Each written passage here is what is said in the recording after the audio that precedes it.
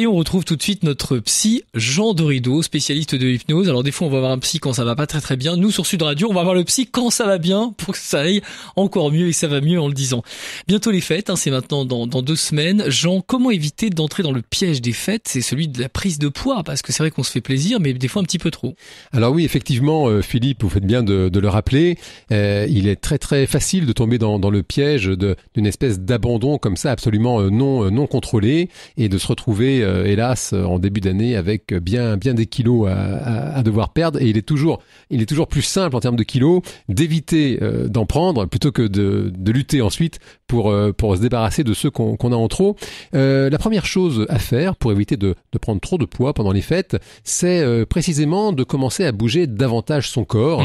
Tous les experts sont unanimes sur le sujet. Ce sont les fameux 10 000 pas par jour, conseillés par l'Organisation mondiale de la santé. En plus, maintenant, il y a plein d'applis sur les téléphones, des smartphones. On peut tout de suite mesurer si on a fait assez ou pas assez. Exactement. Ça peut avoir un petit côté ludique de se mettre ce challenge, de faire ces fameux 10 000 pas chaque jour.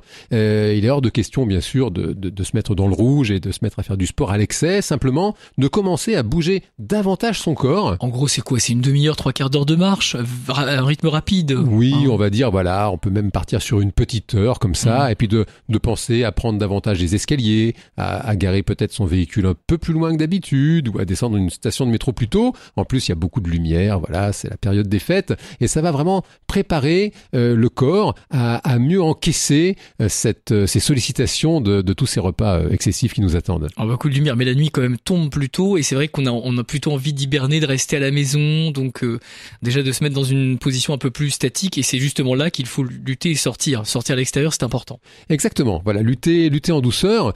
Toutefois, pour les personnes qui préfèrent effectivement apprécier le doux cocon de leur habitation, ça peut être l'occasion à ce moment-là de se préparer au repas de fête en faisant une sélection, en faisant le choix des repas durant lesquels vous souhaitez vraiment vous abandonner à l'excès. Il peut être très facile de tomber dans le piège de différents repas successifs, le Noël des amis, le Noël du travail. Il y en a beaucoup. Il y en a énormément. On fait beaucoup de fêtes avant les fêtes. Exactement. Déjà. Et du coup, les experts et la psychologie expérimentale nous apprennent que quand on prévoit à l'avance ce que l'on souhaite dépenser, on améliore son self-control. Alors, il est possible d'envisager finalement les repas de fête comme un budget et de décider à l'avance des repas dans lesquels on va dépenser sans compter. Et du coup, ça permettra d'être plus raisonnable sans frustration. Allez, 2 petits conseils pour terminer, Jean. Alors, 2 petits conseils pour terminer. D'abord, toujours se recentrer sur le plaisir, ce qui permettra d'éviter de manger ces espèces de canapés ultra gras à moitié décongelés ou une poignée de cacahuètes non moins grasses. C'est ce que je fais, moi, avant un apéritif, je prends un petit sandwich à la maison.